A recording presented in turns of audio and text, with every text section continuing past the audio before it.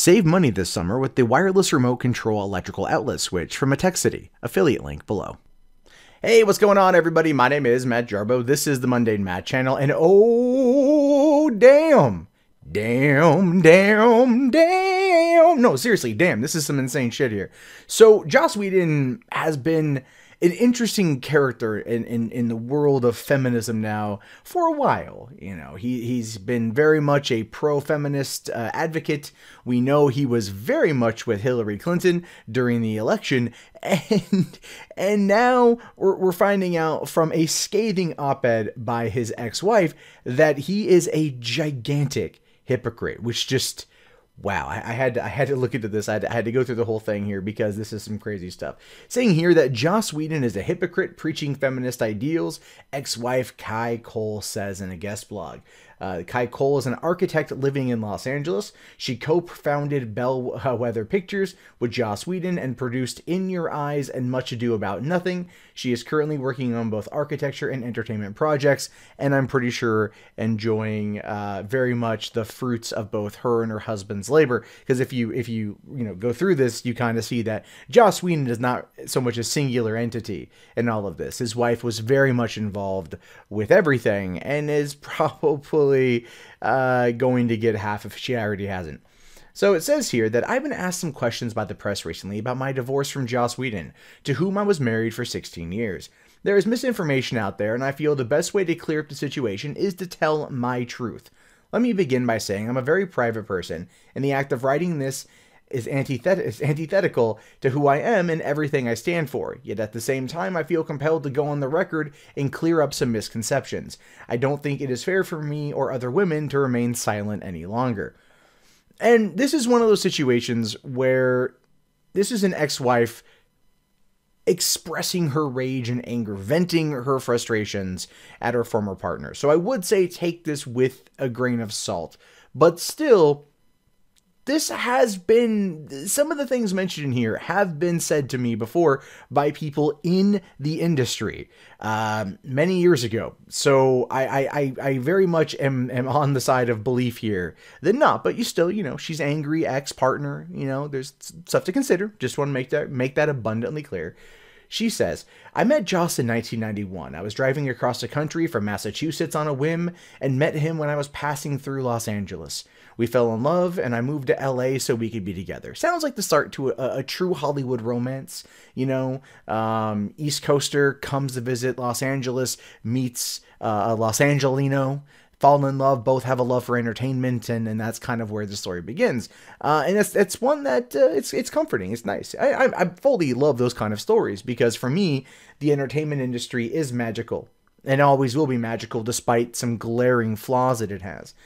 She says, I was with him when his Buffy the Vampire Slayer script was adapted and the resulting movie released.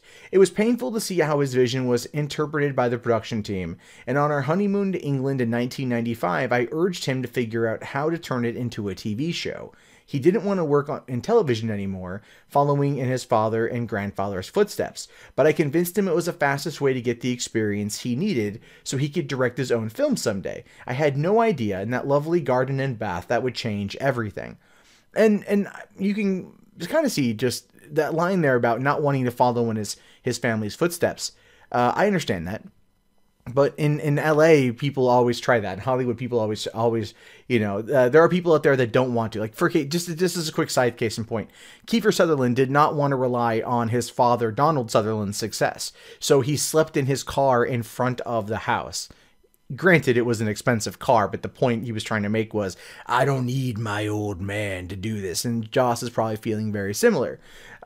She goes on to say here that there were times in our relationship that I was uncomfortable with the attention Joss paid other women. He always had lots of female friends, but he told me it was because his mother raised him as a feminist, so he just liked women better. And the thing is, that line, he himself has said that line publicly. So that's kind of a little nod here to the situation as a whole. Joss has openly admitted that he was raised a feminist and he loves women, and that's been part of his super PAC for Hillary Clinton and part of his female-led films and series and whatnot, and then there was that Reddit AMA where he had said, like, someone asked him, like, why do you write female-led, only female-led series? And he goes, oh, the fact you're asking that question is a reason why I do it.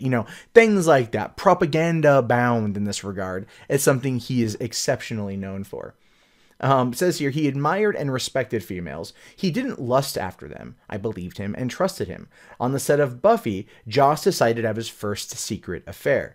Now, we don't know with who. She didn't say with who. I mean, you could kind of look through the idea of who was involved. And I'm pretty certain it's going to be an actress.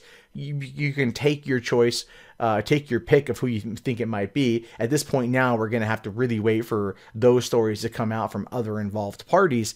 But then again, they probably won't, due to the negativity that it would kind of unleash upon them. That is, whether or not Joss himself comes forward and announces anything. 15 years later, when he was done with our marriage and finally ready to tell the truth, he wrote me, when I was running Buffy, I was surrounded by beautiful, needy, aggressive young women. It felt like I had a disease, something from a Greek myth. Suddenly I'm a powerful producer, and the world is laid out at my feet, and I can't touch it. But he did touch it. He says he understood. I would have to lie or conceal some part of the truth for the rest of my life. But he did it anyway, hoping that the first affair would be enough, and that then we could move on and outlast it.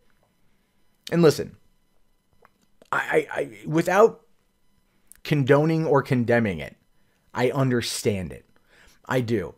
The world and the power that Hollywood elicits, that world that provides you with that power, is one that can easily be tainted.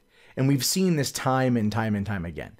And so being a showrunner with young, aggressive, needy women in a female-led series, breaking careers wide open, there's probably a sense of power that comes with that. And you thinking, oh, I'm a male feminist ally, I'm doing this for the sisterhood.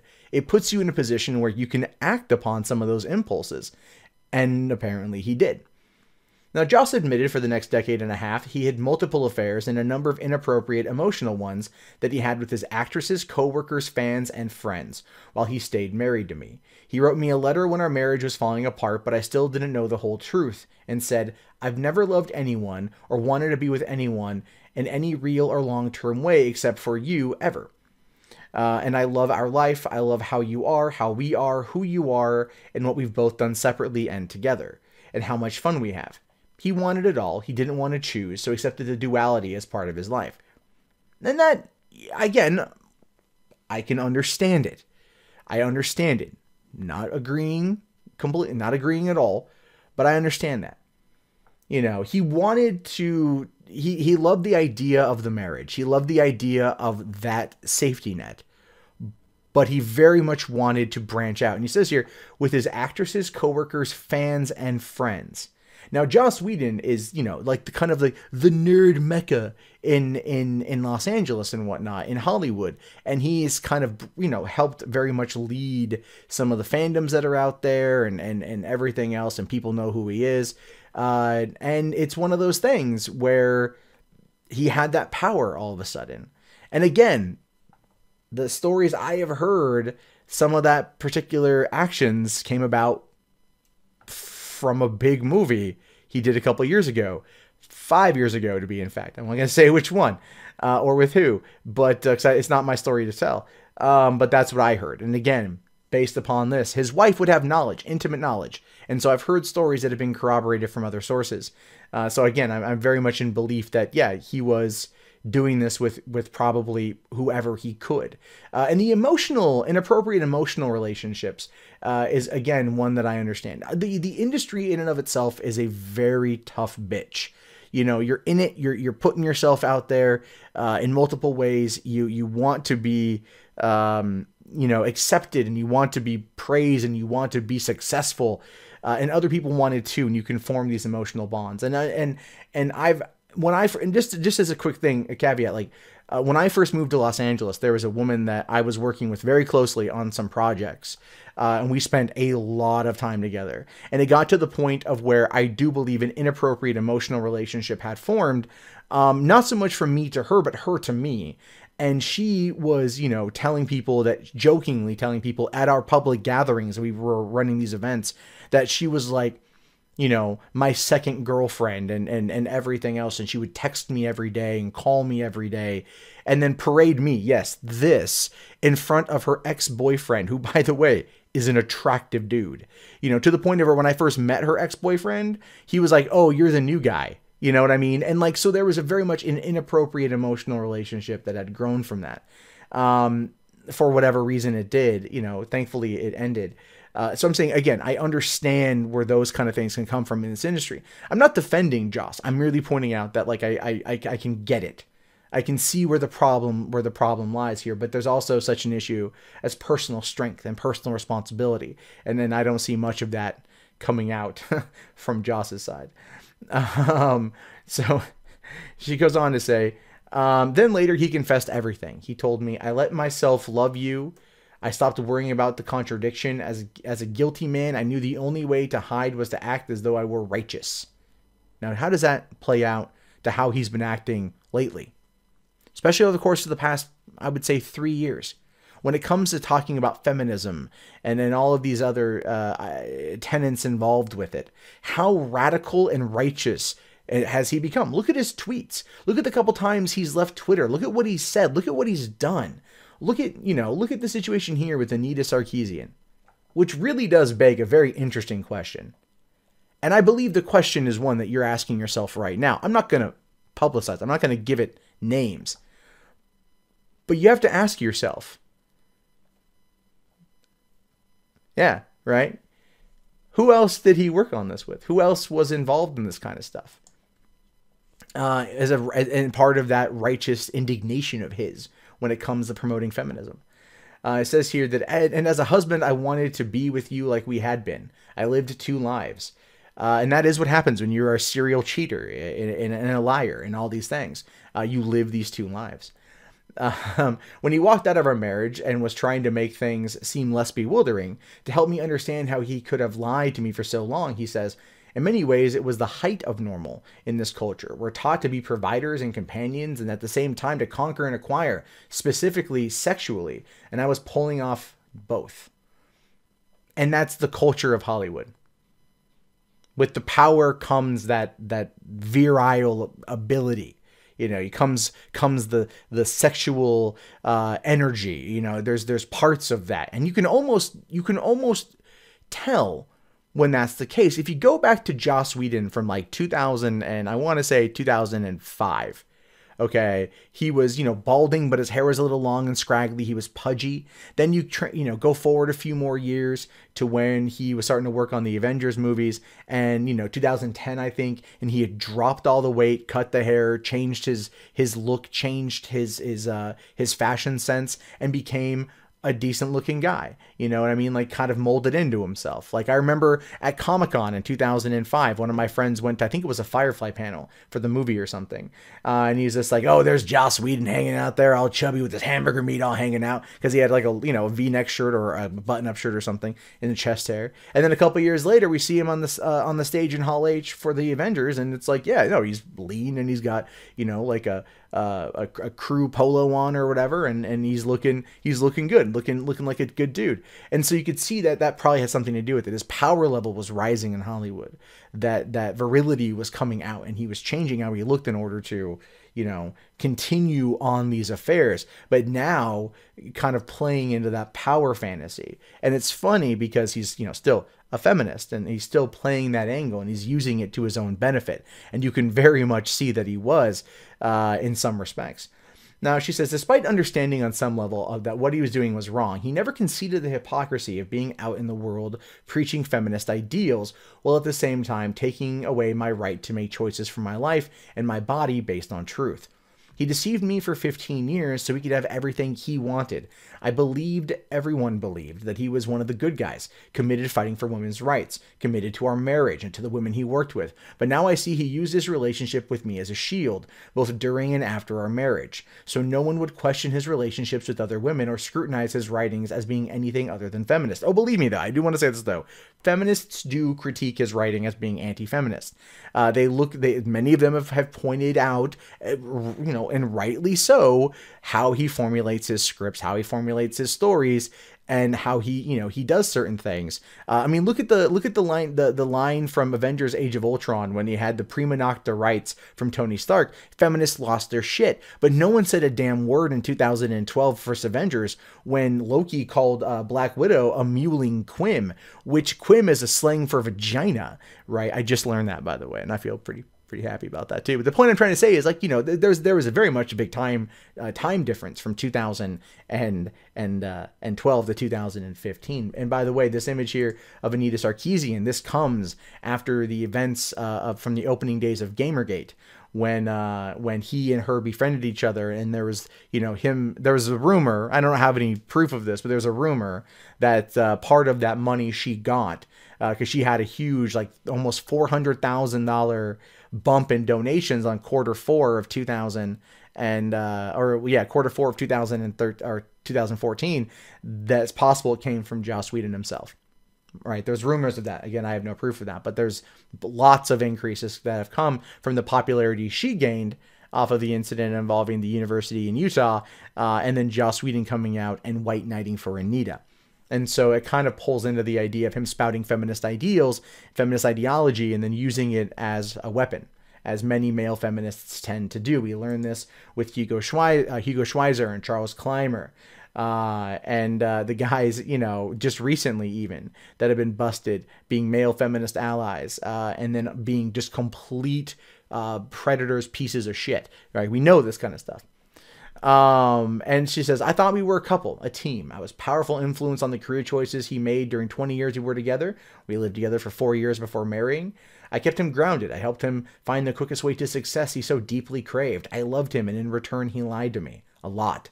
He said after he left that he understood. It's not just like I killed you, but that I'd done it subtly over years, that I'd been poisoning you and chipping away at you. Which is funny, too, because when you look at the common causes of murder, right?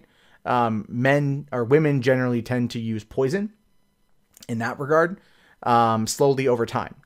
And his mother raised him as a feminist, and here he says basically espousing that similar kind of tactic. Just correlation, if you will. He made me doubt my own instincts, and he watched me move further away from my personal values and social mores, trying to connect with him, never telling me it wasn't possible. By the time he finally confessed the truth, 15 years after his first affair on the set of Buffy, I was broken. My brain could not fit my experience of our life together through the new lens of deceit. And that's horrible. It's sad. It's always sad to see a marriage end, especially one that ends in infidelity, especially from a person that has been so pro-women like Joss is. And it shows you the toxic mindset of feminism, and how feminists that are so deeply wanting a male feminist ally of prominence, that they will in fact kind of put this power on him, put put him on a pedestal, and use him as almost like a talking box for them, or an echo chamber for them. And he did it. And then with that came certain powers that he was able to effectively use for his own desires. It says here that my entire reality changed overnight. I went from being a strong, confident woman to a confused, frightened mess. I was eventually diagnosed with complex PTSD, and for the last 5 years, I've worked hard to make sense of everything that happened and find my balance again. It has not been easy, because even though in my personal life I've been completely open about what happened, publicly people only know his superficial presentation of us, him as a lovable geek feminist, and me in the background as his wife and supporter. All right, and that's so true. He is known as a lovable geek feminist. Like, oh, Joss Whedon can fix everything. Like, yeah, I do think that his work on Justice League will probably be for the betterment of the film. But that's an idea there. And then also, so interesting here too is that she said that for the last 5 years, right? Well, the big one I heard about, the big infidelity, was 5 years ago. So you can kind of see where a lot of these things are kind of coming together. We're finally divorced. I'm doing architecture again and slowly getting my life and self-esteem back. And to that I say, congratulations. Take your power back, Kai. Take it back. Joss Whedon is almost like any other male feminist ally of prominence we've seen over the course of the past 5 years. There's always that deep, dark part of their psyche that uses it for, well, power and gain and influence in order to, well, who knows, live out some kind of sexual desires or give in to those to that power that they so much argue against. It's hypocritical and hilarious in that regard at the same time. Not hilarious in a laugh out loud funny sort of way, but hilarious in a darkly ironic and sad clown sort of way. And that's kind of where things are with Joss Whedon. I mean, his reputation will be protected by those who know him. It will be lauded upon by those who love him. It will be overlooked by those who want to use him continuously as that mouthpiece, by keeping him on that pedestal and never once actually calling into question the things that he's done. Whedon is not quite like the other male feminists that get called out, even though Kai is his wife and Kai is bringing these situations to light and shining, putting some attention on them. Basically, well, he'll be able to kind of dismiss it because nobody will want to call him out. And she finishes up here by saying, until recently, Joss was still letting the illusion of our marriage stay intact. Now that it is finally public, I want to let women know that he is not who he pretends to be. I want the people who worship him to know he is human, and the organizations giving him awards for his feminist work to think twice in the future about honoring a man who does not practice what he preaches. But no matter what happens or how people interpret this statement, I no longer have to carry the burden of Joss's longtime deceit and confessions. I am free. And that's true. That's very true. That kind of deep-seated lying, that length of time, over 20 years of it, it can cause some serious mental anguish on a person, especially to find out that everything they've known and believed for 2 decades has been an abject lie. A falsehood put on by a master storyteller, a person who is quite gifted at making you believe one thing when doing another. Misdirection is very much in his wheelhouse, and we've seen this play out at least through parts of his psyche on social media. All the times he has had a backlash against something, and he said things against Donald Trump, or running his super PAC for Hillary Clinton, or some of the really out there things that he has said has very, very, very much called his psyche into question. Probably one of the reasons why he backed away from the public life to go work on Justice League and whatnot. And that's where he belongs, making films. There's always a difference between a person's work and their personal life. We can separate that, and we should separate that. I'm not going to sit there and say, oh, I'm not going to go see Justice League because Joss Whedon's attached. No, fuck you. I'm going to go see Justice League because I want to see the goddamn movie. And I think his contributions will be good. But this should serve as food for thought for people out there that are very much trying to use him as a feminist ideologue. He is not. And that's what you should take away from this. He is a human. Humans make mistakes, and humans are utterly fallible no matter how hard we try not to be. And the culture of which he was raised over the last 20 years, never mind the culture of which his mother raised him in, being a feminist, has led him down the path of, well, this particular way. But he did respond through a statement, saying here, a spokesperson for Joss Whedon provided the following response. While this account includes inaccuracies and misrepresentations which can be harmful to their family, Joss is not commenting out of concern for his children and out of respect for his ex-wife. Which makes sense, considering the fact that, well, he doesn't want any more of this drug through the mud. But let's be realistic here. There are people out there, myself included, that are going to talk about this. They're going to talk about this from a multitude of angles, whether they're in defense or attack of Joss Whedon. This is part of the game. It's part of the situation. This is a bombshell article. This shows us what many people have already known on both sides of that ideological coin. Joss Whedon is human. And that's the big takeaway here. And humans make mistakes. But him running and hiding from it out of respect for his ex-wife just shows you how shameful his actions truly are. Well, gang, that wraps up this video. Be sure to leave your thoughts below in the comments, as I love to read them. Also, if you guys want to support the channel, links below in the video description. We have Patreon, PayPal, Amazon affiliate in the beginning of the video, as well as Bitcoin now. During the apocalypse, anything helps. I greatly appreciate it. I will talk to you guys later. Have yourself a great day. Peace out.